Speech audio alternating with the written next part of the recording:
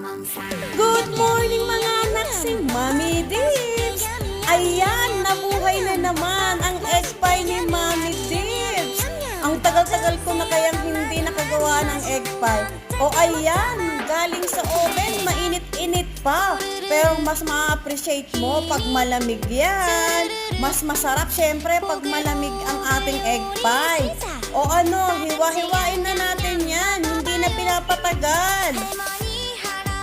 Ayan na po yung ating egg pie, luto na at ngayon hihiwain na po natin. Ayan, hiwain po natin para ma-divide na po natin.